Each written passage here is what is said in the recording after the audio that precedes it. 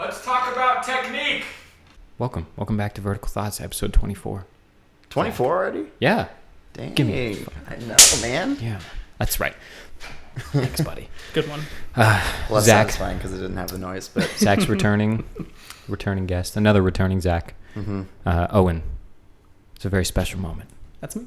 Owen's first time on the show. First time. I was supposed to be on episode, 12? you checked your watch. I didn't. Like 3 weeks ago. It has a number on it for the date. I just didn't know if it was correct. I was going to comment on it when I showed up because it is a nice watch. It is. That's Very nice watch. Yeah. It even tells your memories, which is nice. So yeah, exactly. So Owen, if you've been to one of our events, you probably will recognize Owen because Owen has done a very good job of helping us out with running the logistics of Vertical Thoughts, but has never been on the show until now. Was supposed to be on the show, but things went bad. It was technical difficulties. Yeah. And then we ended up just losing motivation, and it was probably 11:30 at night by the time things got figured out, and we were just like, whatever. And are you okay?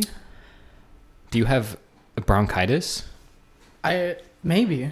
I had to clear my throat during that. Sort of itis that he has. You've got an itis, dude. I'm pretty sure. Do you have tendonitis? I have tendonitis. Tendonitis. That's me. Tendonitis. I definitely have tendonitis, by the way. Tendonitis. It's an epidemic. It is. It's going around. Yeah. If you see me at your local gym, just take a few steps away because you might get the tendonitis. Can I tilt this way? You can tilt it however you want, baby. How girl. does one do that, though? You just you give a little. Actually, you grab this right here. Yeah, just tilt it. Yeah, That's too much. there you go. Untilt. I want to tilt this down now. We are here to talk about technique a little bit. This has been highly requested, I want to say, by the Vertical Thoughts fan base. You've lowered yourself much too far, Zach. I meant to go up. Give yourself a raise.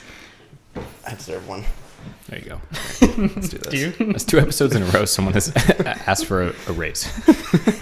Anyways, we're here to talk a little bit about technique. I think, and I talked about this a little bit last episode, but I think that a good percentage of our viewer base is actually newer climbers, like relatively new climbers. So I've kind of broken this up into a few different categories. One would be I call it the V0 to V3 range. I think that's a pretty common grouping. Yeah. If you're V0 to V3 beginner, not to be rude, I'm not labeling you, but that's kind of the beginner range. I mean, no one's really going in there and crushing 4s and plus. Their first day. Yeah. That's You're going to spend a while on the 0 to 3s. 0 to 3 is a good, solid plateau Yeah. range for most people. So I brought you two here to talk a little bit about how you came over that hump, the V0 to V3 hump, and how you really got over the plateau. Because I plateaued at V3 for no joke, probably a year. Yeah, I think it was about a year for me as well. It was a long and very tilting struggle where I was just I don't want to do this anymore. I think my first 4 was, I don't want to say soft because it wasn't a cave, but the holds were so good Yeah. that, I don't know, it was a really good starter 4, Yeah. Fours V4 for dummies. And then it took me 3 months to get my next one. That's how it I was goes, oh, right? it's possible, yes. And once you get the next one, then you're a V4. Then, climber. yeah. Mm-hmm. The first one doesn't count. Celebrate. Discredit by all everyone's. means. But yeah, so that's a rough period for sure. And for me, technique really was where I had to come up to overcome. The V3 plateau was I really needed to step up my technique, Yeah, specifically my footwork. Being strong it helps, but it's Yeah. there's a barrier there. I would say if you are naturally strong with if you're gifted with upper body strength when you start climbing, you can probably cruise from V0 to V3. That's probably where you'll start to really have challenges though, or you'll start to really feel you can probably do the climbs, but maybe not well. Yeah. I think V3 really starts to get into the more technique and beta intensive climbing. Absolutely. Yeah. Yeah. Because that's when certain techniques become intuitive. Because, put it this way, if you're tossing a huge toe hook on a V1, I don't even think setting wise, introduced. that's probably not intuitive for the Yeah. people who climb V1. They're probably going to feel pretty lost on that climb. And then up until V2, you know, you have more options as far as what you can do for beta, and then V3, there's more limited options for that, and it's more, you have to follow what the setter wants. Yeah. More or less. Right. So that's when things get beta intensive. And for me, it's like, I don't know. How do you share with people your technique without being aggressive about it? And this is a hard one. When you're in the gym, it's hard to see someone, you know, who's obviously a beginner at climbing. How do we, as a culture, cultivate a society of like positive reinforcement? Because there's this weird give and take about the beta spraying thing. You know, it's like you give someone tips, you know, or like maybe for me, it's always just share my experience. You know, here's how I did that. If someone asks, I actually am in a state in my life right now where I no longer give advice unless it's solicited. Mm-hmm. I got sick of it. So I was like, now I will only give advice if someone asks for it. Or I'll be like, I'll ask. Yeah. Hey, do you want to know? The other day at the gym, I was like, hey, do you want a spoiler on that climb? Spoilers? There's no beta, but there's a spoiler. I got some spoilers. And he's for you, like, buddy. now I'm so curious. I need to know. That makes it like some hot, like sexy information. Yeah. Like, you want the spoilers, dude? Yeah, that's a good one. And I've heard said in the gym that in context, even when someone asked for beta, if you give them the beta they're asking for, this is not my opinion, but I've heard it said that if someone asks for beta and you give them beta, you're still beta spraying and you should let them figure it out. That's what was told to me. Yeah, they're just haters. Thoughts on that? How do we feel about that? You're just not supposed to answer a question that someone asks? That's kind of how I feel about it. That's just rude. Like, no, I'm keeping this to myself. I thought so too. Yeah, no. I needed to throw this one out into the climbing aether because I need to know how people feel. What do you think, Owen? Someone asks for beta. I'm going to tell them beta if they really ask for it, but if they're, I'll just give them like a certain moves or whatever they're having problems with. I'm not going to tell them the entire climb and how I did it. Yeah. Just depends. Just ask where they're stuck. And that's when things get weird. Maybe if someone's like, hey, how did you do that move? And you're like, first side, left, like throw his toe hook, right. And they're like, whoa, whoa, how'd you do that move, buddy? I think that's where beta spraying happens, is when it's unsolicited. I think that's when the problem occurred. Like the problem that is beta spraying occurs, I think, when it's unwelcomed and unsolicited. I think if anyone is ever beta spraying you, just do earmuffs and lalas. Yeah. You get your information that you wanted and then just walk away. La la la la la la la la la. Yeah, dude. I've done it before. It's funny. I think when I started climbing, I avoided. When I started, I climbed with just like a group of friends. We just came in casually. But when I started climbing by myself, I wouldn't look at anyone climbing the climbs I'm projecting. Just to make a point to try to figure it out myself and force myself to learn how to climb certain techniques and using feet. Using one foot. One foot. One foot. Remember when I learned to use foot? It was good times. Those are the days. Me and my foot. That's actually the title of my autobiography coming out this fall. Yeah, me and my foot. Yeah, it's actually my foot and I. But you know, it's 2019, so I've got to bend the rules a little bit. Yeah, me and my foot bending the rules. An autobiography by Liam Wynn. Host of Vertical Thoughts. Taking the next step. That's good, dude. Me and my foot. One step at a time. Oh, man. One small leap. Anyways.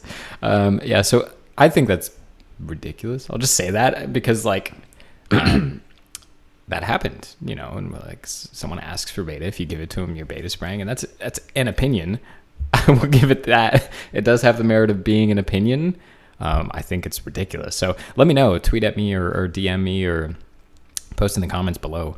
If someone asks for beta, if you give it to them, are you beta spraying them? I hope and feel like the overwhelming response to that is going to be no, but I've actually heard the opinion more than once. So we'll toss that one out there, see how it comes back. If it's more than once, then it's credible.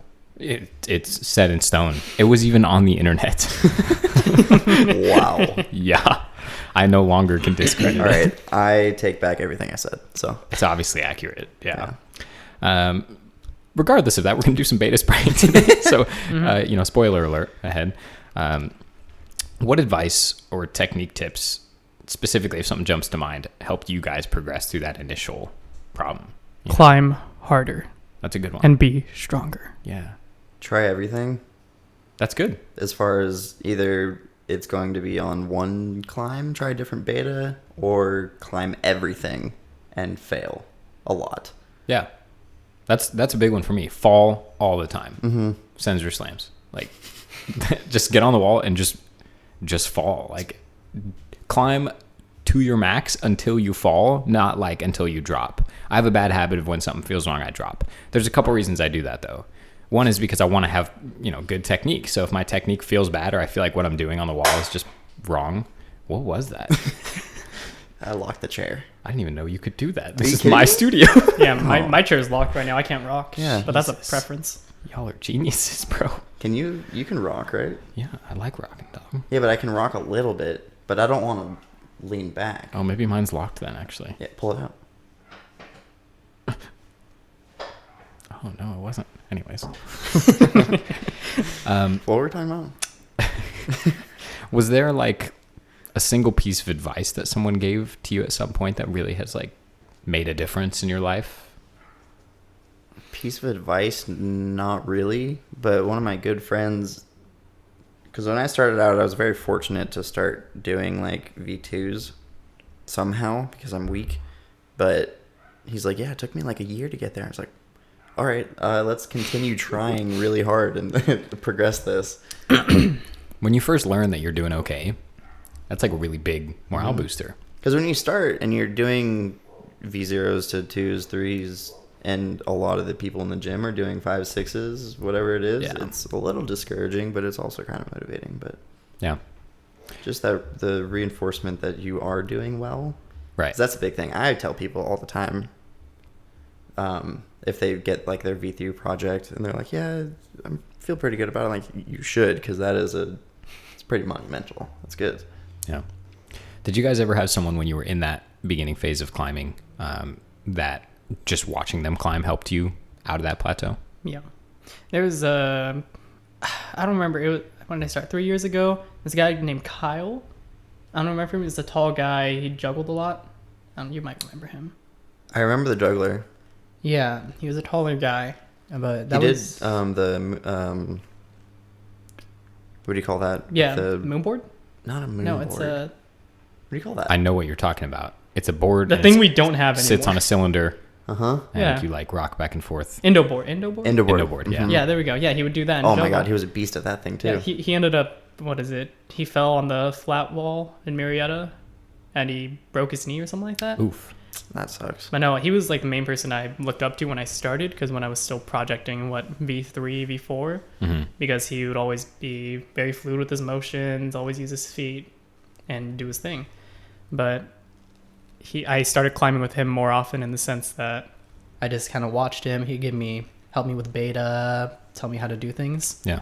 and that's how I got good. Get good with Kyle, the juggler. Kyle the juggler. Kyle, if you're listening to this, how's your knee doing, buddy?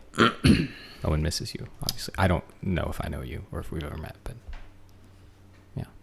I miss you. It's good to develop some of those relationships when you're starting out with stronger climbers. Yeah. That's one piece of advice I'll throw out too, is if you are a beginner, and you hang out at a gym, socialize. Make friends with the good climbers. Find the climbers who look... Everything. Yeah, for sure. Find someone better than you at something. Surround yourself with people who are better than you. Yeah. And really soak it all in. That's how I plateaued how I came over my plateau when I first started climbing again here at Vital. So I climbed here in Southern California for probably 3 or 4 years. Moved to Utah. Didn't climb very much over there for different reasons. One was that I was moving around all the time, so I couldn't establish like a membership anywhere. Finally bought one at the front in Ogden, Utah. Really loved the gym. Started climbing again actively for like 2 or 3 weeks, and then couldn't afford it, so stopped climbing. Came back here. Took a couple months off, probably like a year off actually. And then I started climbing again at Vital, and that's when I like got into it heavy. Like I was like, okay, I'm going to do this again. This is going to be a part of my life. And I felt awful, so bad. The technique was there. My body knew how to do it, but my arms, skin, and fingers were just like, nope, sorry, dude. The skin's the biggest thing for me. Oh, yeah. Yeah. And I started climbing with Nick, who's been on the show, Nicole, who has not been on the show. Nicole, I hope you're listening. We miss you. Get on the show. Hi, Nicole. Yeah, maybe in September we visit them.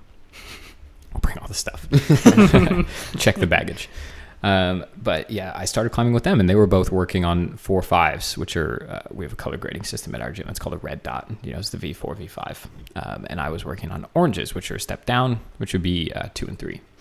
And I went climbing with them in Oceanside, and I had just made friends with these people, and didn't know them very well, and they're better than me. And I was like, I'm just going to be better. Just like be around, and they'll eventually either kick you out or accept you. Yeah. Yeah. Huh? And I'll tell you what, that day I did my first Vital V4 because I was like, I have to be better. Like, they're better than me. And not that like, oh, I got to be as good as them. But like, I was like, I need to hang with these people. Like, got to climb harder. So surround yourself with people who are better than you for sure. Yeah. Find maybe not even the strongest climber in the gym, but just slightly better. Even this is a weird one. This is going to sound weird. Think about it though. The climber in the gym that looks the best when they're on the wall. Right? Because that was the piece of advice that I was given that stuck with me and helped me progress. It's not about sending. It's about looking good. And I know it was satirical. It wasn't like real advice, but for me, it was real advice because I stopped climbing badly because I started paying attention to how I look on the wall. I was like, if I look like a fool, I'm dropping. Like, I'm not going to look like an idiot on the wall. Even if I'm going to send the climb, no.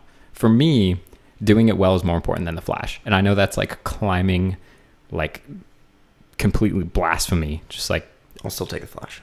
yeah, absolutely send. I mean, I think I'm the same way. I'll take a flash. Outdoors, I mean, anything goes. Indoor right? too. Outdoors for me, it's like, if I'm going to send the climb, send it, whatever, choss my way up the wall. Get some, sprinkle a little choss sauce on my tacos.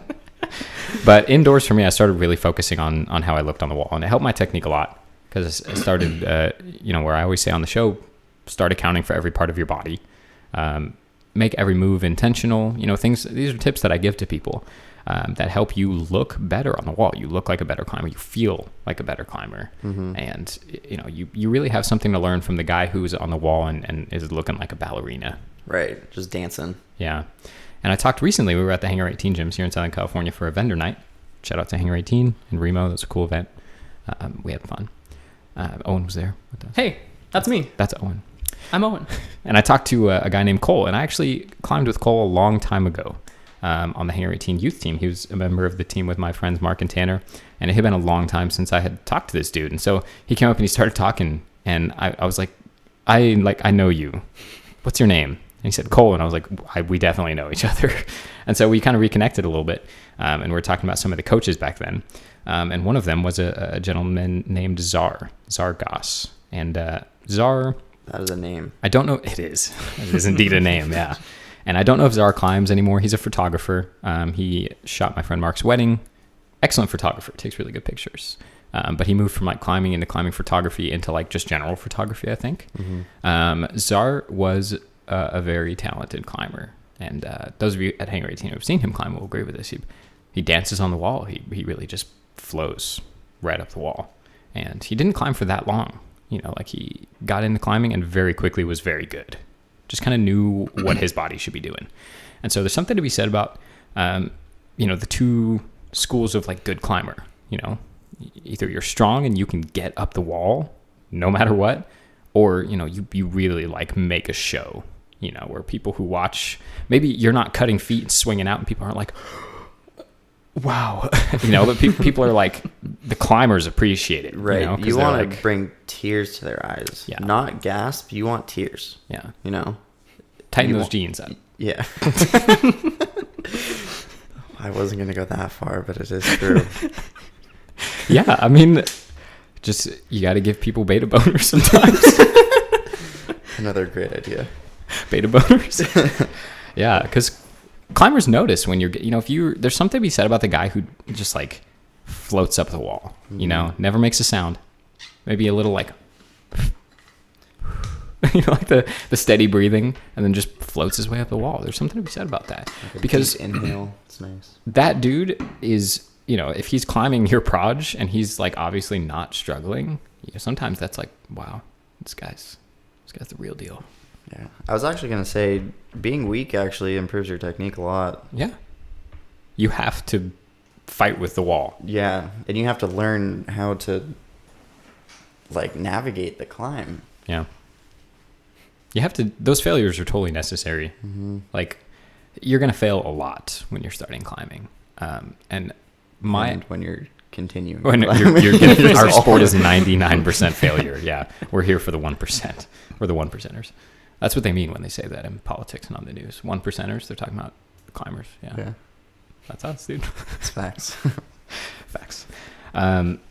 So let's move into like some actual tangible technique tips for people who are plateauing. Do you have anything very specifically, on the wall stuff that you would say for people? Hold your questions, please. No, I'm just kidding. Dude. Did he raise his hand? He did. I did raise my hand. Tips for plateauers. I don't know if it's really a plateauing tip, but one tip I never got until I would say probably like a year ago. Mm-hmm. Keep your hips in, or try to learn to keep your hips towards the wall. Yeah. I was never told that, so I would always muscle up through climbs and just... With your ass just hanging to the ground. Yeah. Just pulling you off the wall. Mm-hmm. And I always just cut feet all the time. Try to keep your hips in. Yeah. I wish I'd known that when I started. That's a really big one. It is. When I started tucking the hip, I went up a full number grade. When I started paying attention to where my hips were, because that does two things. One, it does keep you into the wall. I mean, it just keeps you tight, right? And even if you're letting your arms hang, keep your hips tucked in, because it, first of all, it puts more weight over your feet, right? So you get to distribute your weight more evenly. And the second biggest thing, it readjusts your center of gravity to where it should be, right? Because it's very important to be able to determine where your weight is when you're climbing. And a lot of the time, if you take a second, let's say you're struggling with a move, get on the holds before that move and take inventory of your body. Where am I? Where's my weight distributed? Where's my center of gravity? Because there's two things you can do with your center of gravity. You can keep it tight and, walk through the climbs. Did you guys hear that? That was a good... That was a nice little... I can't even do it again. Yeah, I think you're trying too hard. Yeah. You got to loosen your grip. Well, anyways. If you can just keep it tight, and just move through the climb, it's the strong way to do it. You know what I mean? If you can really hold yourself into the wall and make every move. But you can use your weight to your advantage. And I don't mean different people with different weights can have different advantages. That's not what I mean. I just mean you as a body of mass, you can use that mass to your advantage. Throw it around. You know what I mean? Someone was asking me recently for tips on climbing overhangs and for getting better at climbing overhangs. And for me, it's know when to keep yourself tight with the wall and know when to let yourself, lean off the wall completely. Straight elbows. You know what I mean? Just drop your weight low to the ground.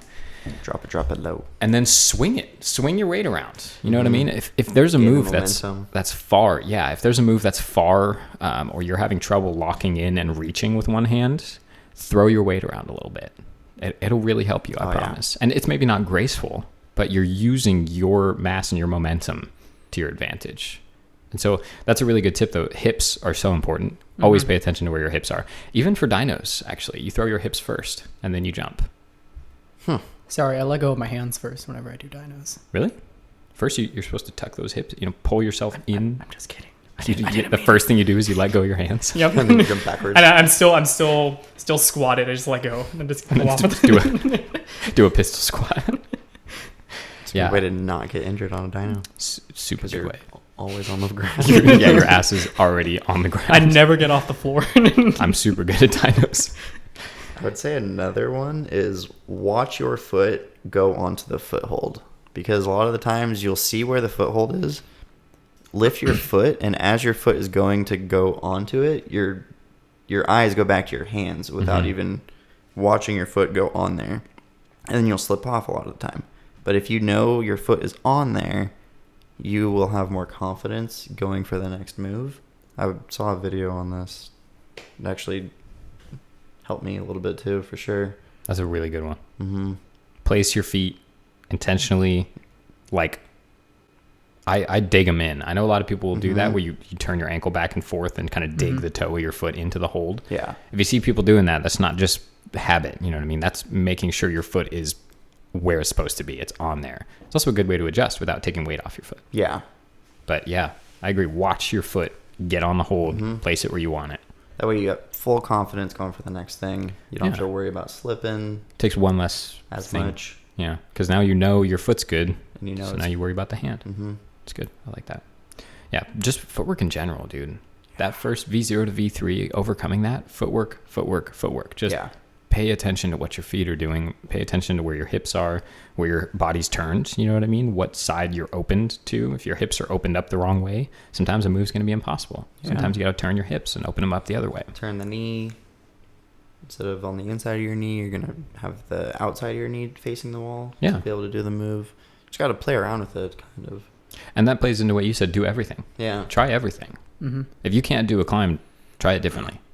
Try it a way you don't think will work. Also, and then reading the route, too, before you get on. That's a good one. And sticking to the beta. That way you're not second-guessing yourself. Like, you'll try what you had intended to, and then if it works, great. If it feels weird, you can try it again in a different way, and you still get it. Yeah. But yeah. Pay attention to failure.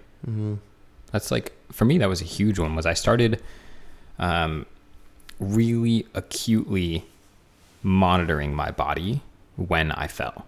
So in other words, if a move felt wrong or I fell on a move, I would get up and I would do the move again. And instead of being like, this time I'm going to do the move and get past it and go up to the climb, I would literally mentally stop myself at that move and be like, even if I stick this move, usually I won't go from the start of the climb, but even if I stick this one move, I'm not going any further, because like we're breaking down this one move and why it is hard, basically.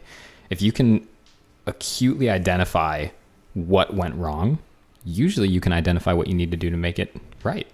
So even if you do get it too, yeah, you can, how do I make this a little bit easier if I can? Absolutely. I often find myself doing hard climbs twice if it feels harder than it should. Yeah, the repeat's important. Yeah. Climb stuff twice. That's another good one. I hope you're taking notes if you're listening to this. Right. I hope you got that notepad out. You know, we're talking about, this is for you. I made this for you. For me? This is for you, Owen. Accept it. I'll take it real good. Accept me. Oh, I will. Oh, wow. Love you, buddy. I should leave. No, stay. Pay attention to your failures. They're not just failures. You're not just screwing up and climbing. Failures are information. Absolutely. When you fall off the wall, you should be gaining information. If you don't learn something from every failed attempt on a climb, you're doing it wrong. Sometimes what I learn is that I suck. And I'm really bad at climbing. And I'm weak. But I'm still learning. Yeah. Don't place yourself inside that mental box. That was one of the last ones that I had. You know, if you are plateauing, just don't. You know what I mean? Don't plateau. Don't put yourself inside. It's really hard because we've created plateauing as a concept. I know. So now we like sink into that. You're like, it is. It's a real thing. True. For sure. Yeah, it absolutely is. Try harder things. Exactly. Yeah. That skip a helped grade me too. Yeah. If you were plateauing at V5s, forget the 5s, dude. Yeah, try 6s and 7s. That helped me a lot. And then move your way back. I started doing that like a year ago, maybe. Because as you progress through the higher grades, they introduce new movement. Yeah. And it could help you out on the things that you are struggling on.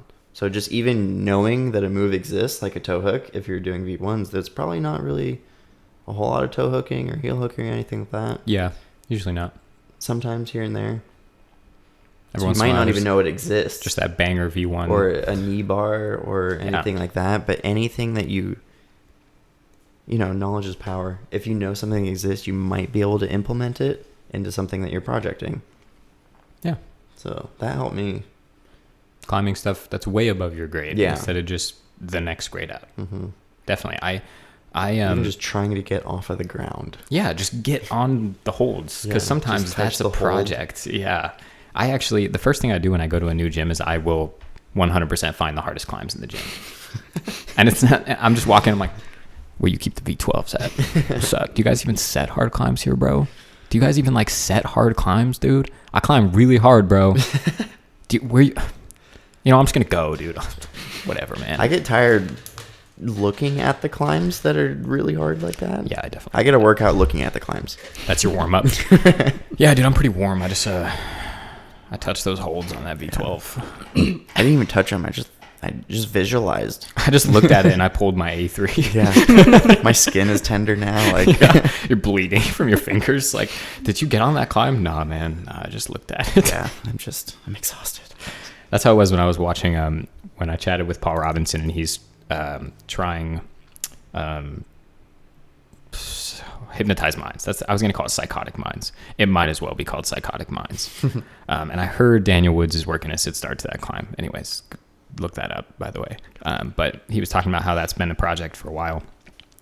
I was watching videos of that climb, and I lost skin watching those videos. No joke. I was like, just because you're so sweaty and you're just rubbing your hands together, the skin goes away. And watching them on holds that are that sharp, I'm just like, my fingers.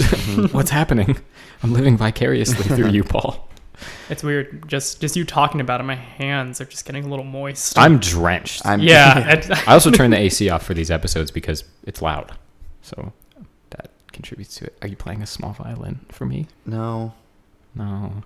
He's trying to do some ASMR moist It's sounds. like when I don't know if this ever happened to anyone listening. Happened to me first time in middle school. Just standing there hanging out with my friends, and then someone comes up behind me and rubs their fingers together right by your ear, and it makes like a buzzing fly sound. Yeah.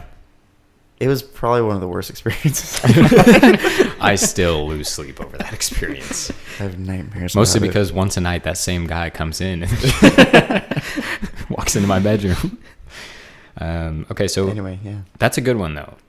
Climbs that are way above your grade range. And I do, like I said, I go into a new gym and I will find the hardest climbs and I'll get on them because one day I'm gonna send like a ridiculously hard climb by doing that. Yeah. I mean, statistically, I'm getting better. Those climbs are not getting any harder because they're the same. Eventually, you hit the top of the gym. Yeah. I wouldn't do that for your whole session either. Oh, definitely not. Just like a few attempts here and don't warm up on the hardest climb in the gym. You gotta warm up. Yeah, warm up first, but then just play around on it. Yeah. Because eventually you're gonna do a few moves on that climb that is way out of your grade range. You're gonna be like, I'm a V5 climber, and I just did 3 moves on this V8. That's what happened to me last week. Yeah. You're gonna feel unstoppable. Maybe not you 3, feel unstoppable. but like 1.5. That's something, dude. Mm-hmm. Just being able to get on a climb way above your grade range, for me, is a getting off the ground. Morale it took booster. me 8 months to get off the ground on maybe a V8, V7. Yeah. When you get off the ground, you feel like you're flying. When you come down, oh man, the bigger they are, the harder they fall. Yeah, try stuff that's way too hard for you. That's a good one. My final piece of advice, and this is absolutely instrumental in me developing any kind of climbing skill. I almost owe it to several pro climbers out there and several climbing YouTubers. I almost owe them my success because I cannot stress this enough. If you want to pull harder, train more. Lift some weights, hangboard. You'll get stronger, I promise. If you want to be a better climber, watch better climbers climb. 100%. Technique had to come from somewhere, right? Someone had to develop the techniques. Now, I'm not saying the guy at your gym that climbs the best developed the techniques that he's using, but what I'm saying is everything in climbing is learned. Everything has been learned from someone. Someone developed it and then passed it along. So watch better climbers, 100%. Get on YouTube, look up rock climbing, watch climbers. You don't even have to watch, the greatest climbers in the world. Just watch someone better than you. You will learn something. Yeah. You'll learn from everyone. Different styles too, different techniques. Yeah. Style's big. Style is big. People don't realize that climbers, you have a style when you're climbing. And the other person, who's better than you, they have a style. Like, I'm pretty sure that all 3 of us have very different styles. Oh, yeah. Maybe you 2 are more similar. I've noticed that I've been a lot more dynamic lately. Were you more static before? I think I was. Oh, we were more similar. Very static. You're still quite a bit more static than I am, but your arsenal is definitely growing. Put it that way. I've definitely took what was it, a 6-month hiatus? Yeah. Came in like once a month or so, and then when I started up again, I started I started getting into more dynamic and just powerful moves, but then I started losing my static ability. So I'm like, damn, that sucks. Yeah, I definitely, like, if you put Owen and I on the same climb, he'll probably do the climb more statically than I will, but he now will do, like, the more dynamic climbs as well, that before I was the only one who would be working. There's a lot of climbs like that where I'm like, yo, this is sick, and everyone else is like, what? I hate this. What's wrong with you? Yeah. Specifically in 8 at Hangar 18 Upland, that was like a recreation of a World Cup problem where you pogo, and you like pogo, and at the same time you throw yourself up to a right hand and a right toe hook. Have you seen that video? There's a video that's really popular, Brooke Rabbitoon doing it. Yeah. Who originally did it? I don't. That sounds very. I mean, much someone set that climb, you know. So yeah, but like the original video, like who was? I'm pretty sure it was Brooke Rabbitoon. Was it? I think so. I think that was the first video I saw of it. I also saw Johnny Gonzalez, who's a local SoCal climber, do it, but he's not Brooke Rabbitoon. So unfortunately, he didn't get the publicity that she got. It's true. He's cute. Don't get me wrong. He's super cute. I mean, you know, Johnny, if you're listening, hey, what's up, dude? Hit him up. What's your deal? You know, like, are you single? Or what? Like, I'm trying to scoop right now, dude. I've been saying that recently instead of swoop. I've been saying scoop. Mm-hmm. You know, I'm trying to scoop in, bro. Just one palm, just scoop. lift it up. A little ice cream scooper, just scoop. Take a nice. Anyways, moves like that, climbs like that. That's another tip actually that I have for that grade range is like try crazy moves. Play add-ons with your friends. Add-on, that was one of my points. Makeup climb. I'm sorry, I took that. No, it's okay. We'll talk about it. You say it. Play add-on with friends. That's an amazing strangers, idea. Anyone, yourself. I play add-on with myself all the time. I know It's that harder. sounds crazy. You have to be really motivated to do so. Yeah. But it's kind of like having a spray wall. how would you describe add-on? Because I'm sure some people don't know about it. If you don't know what add-on is essentially creating a climb regardless of hold color. So or routes. So or tape. Yeah, anything. It's like having a spray wall. It's very similar to having like, actually it's exactly the same idea as, you know, like what a moon board or a tension board is. There's just, you take the holds that are on the wall and you create a climb with them regardless of what they're intended to be used for. And say us three were playing, we would only add one or two moves depending on how you want to play. It works like a horse, kind of, the basketball game where like someone or will, Simon Says. Yeah. That's how I think was originally intended to be played. But basically one person will do a single move or one or two moves, and then the next person goes and they do one or two moves and then add on to that. So they add another one or two moves, and then the next person goes, et cetera, et cetera. The only problem with the game is if you have like a 5-person game, by the time you go again, you have to do like 9 moves. Yeah. But it is one of the most like consistent ways that I have fun while climbing. And I got really strong fast when I was starting out. Add-on is huge because everyone has a different style that we were talking about. Mm-hmm. So now you're doing 4 different styles if you're playing with 4 people. And you can either play where you're tracking feet, where the feet counts, or you can use any feet on the wall. So if I prefer any feet on the wall because then I can climb with people a lot stronger than me. Yeah. You will learn how to get around a certain move because you can use different footwork. Yeah, that helped me significantly. It's a really good one. Mm-hmm. Play add-on. Any sort of game, just get on the wall. Yeah. Experience Make it fun. With technique. Just getting climbs under your belt or wall hours. Getting climbing. Yeah, just do climbing. Yeah, traversing. It's another good. It helps your footwork. Traversing is very good.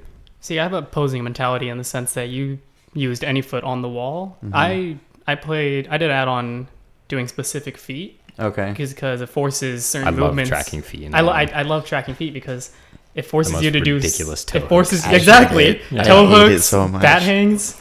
It forces you to do weird the people that things. Zach hates to play add-on. I mean, I think I kind of started doing campus add-on as well. Oh man. So campus add-on's cool. I've started campusing a lot more recently. Boy games. I've started campusing like harder than I ever have.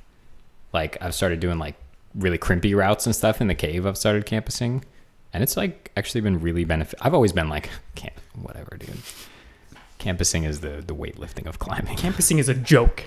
Campusing is Gumby trash. You knew it was coming.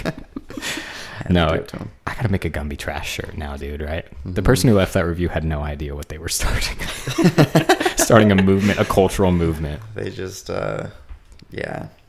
Leave a review on iTunes if you haven't yet, by the way, if you like this show. Just Use comment the word Gumby Gumby. trash. Yeah, just Gumby trash, but 5 stars. The 5 stars and say Gumby trash. And then actually tell me what you like about the show. It's got to start with Gumby trash, though. Yeah, but making up climbs is very, very intuitive to getting strong. Because, again, you do it with other people, so you are forced to do things that other people want to do instead of what you want to do. Yeah. Or just do it with yourself. Just make up climbs. Just go up to the wall and just create a climb. And a lot of people do play add-on to win. Like, I think it's more beneficial to make a climb that makes sense. Yeah. So instead of if Owen made a move, I'm not going to go and try to like counteract that move. I want to make something that will go along with it to continue the climb in a flowy fashion. You know? A flowy fashion. Totally know what you mean, dude.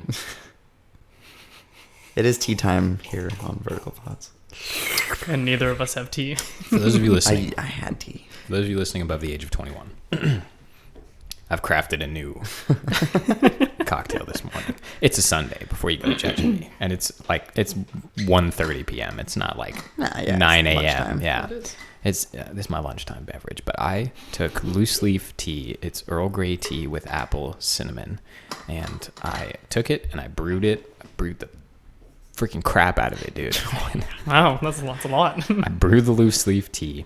I put roughly 6 ounces, 5 to 6 ounces in a cup. I added 2 I thought you were ounces going to say flicker. of Scotch. Anyway. I added 2 ounces of Scotch whiskey, like good Scotch whiskey though, you know, something like 10 years plus. I added 3 dashes of bitters and 2 sugar cubes. I made a tea old fashioned, and it is amazing. That was good. I don't often drink hot cocktails, but I've had a hot toddy before. It was fine. You know, it tasted fine.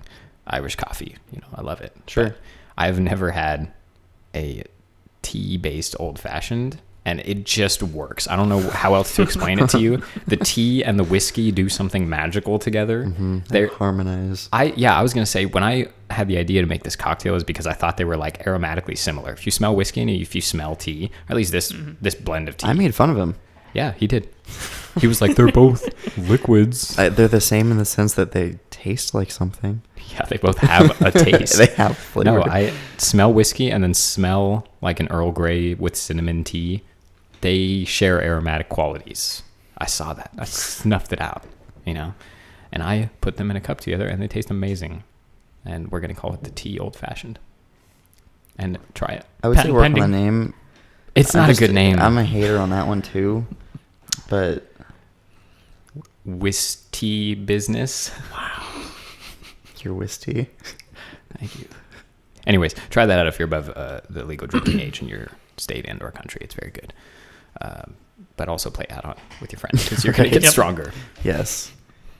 And also, if you drink... I'm not going to say that. Actually, never mind. I was going to say if you drink whiskey, you're going to climb harder.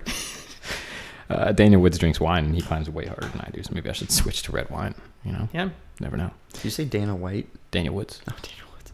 Daniel White. Dana White. My favorite professional climber. He'll climb he'll fight the climbs. Fight the power.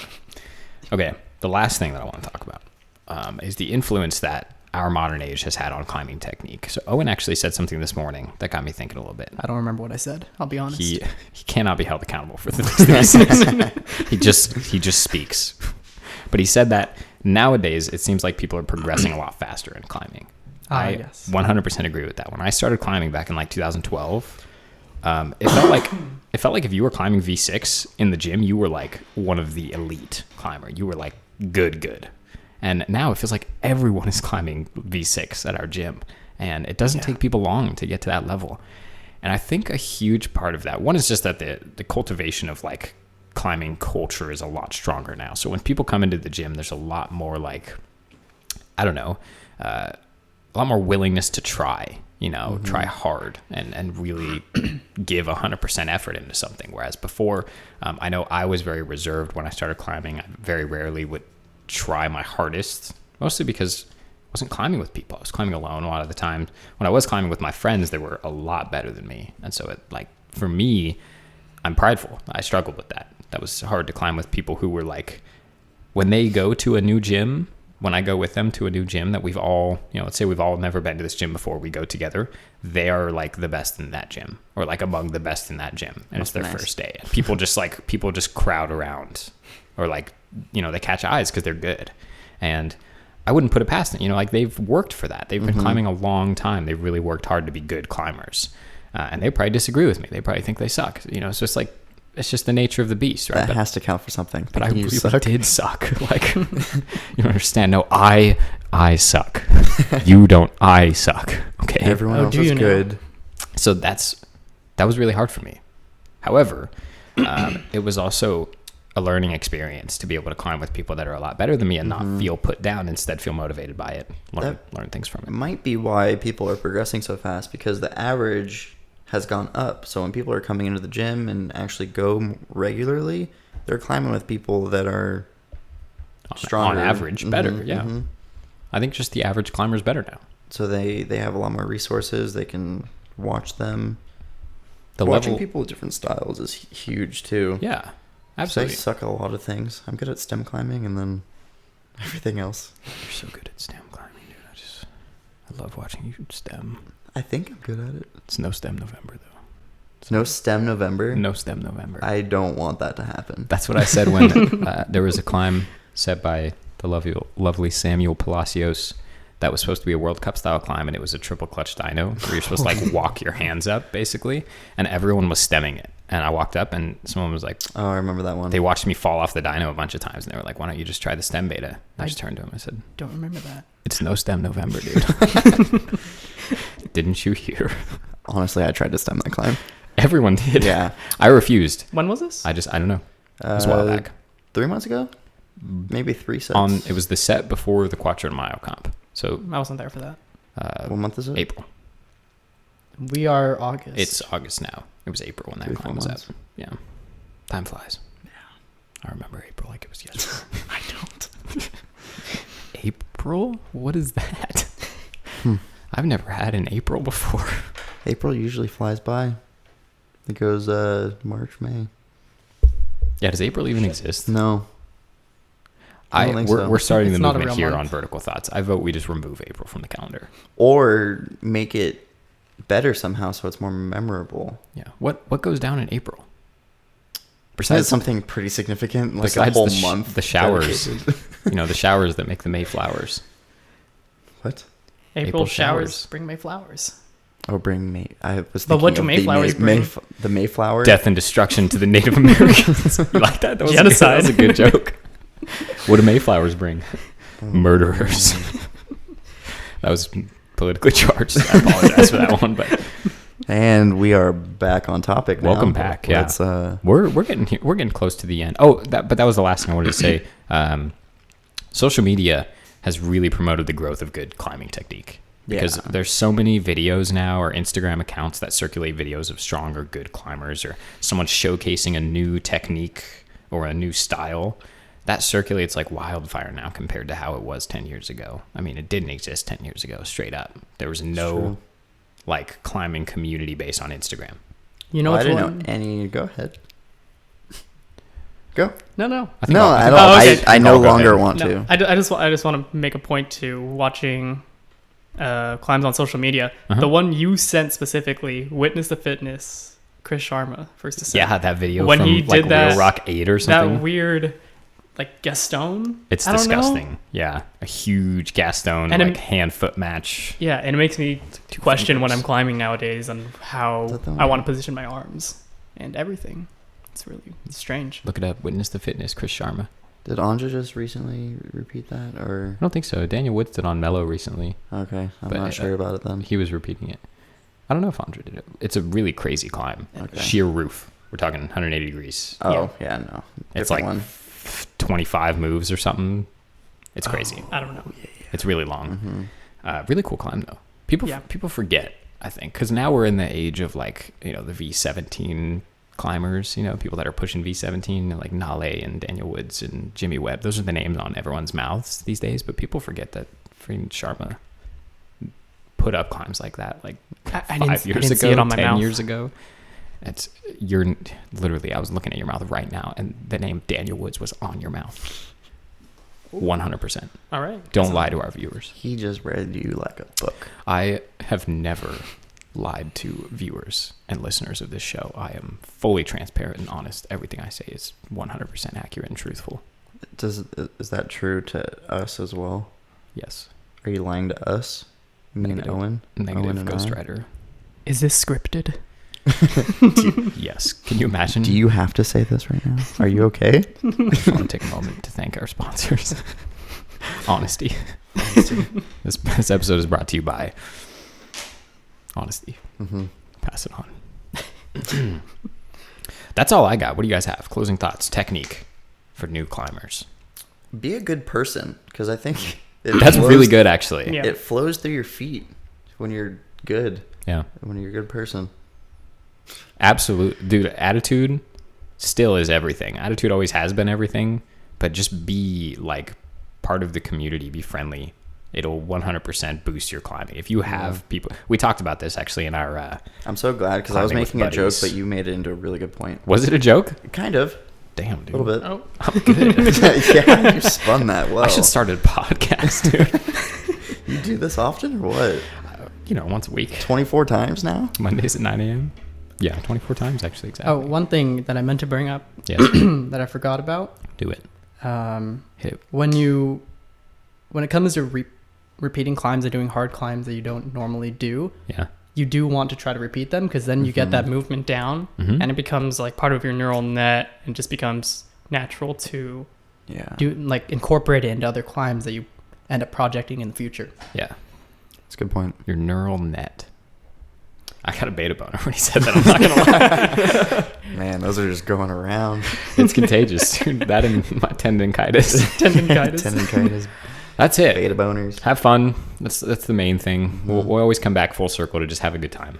Yeah. If you are frustrated with your climbing, you're doing it wrong. Just take a step back, reassess yourself, and have fun. That's really what we're here for. Climbing's supposed to be fun. But you can get mad at a climb, though, Yeah, too. it's absolutely You know? okay. Just don't rip Sometimes the hold that off the helps. wall. Don't, I would not recommend doing that. No. Also, if you're able to do that, Take a video. film yeah. it and send it to Vertical. That's pretty cool. That's all I got. That's it. Yeah, I think...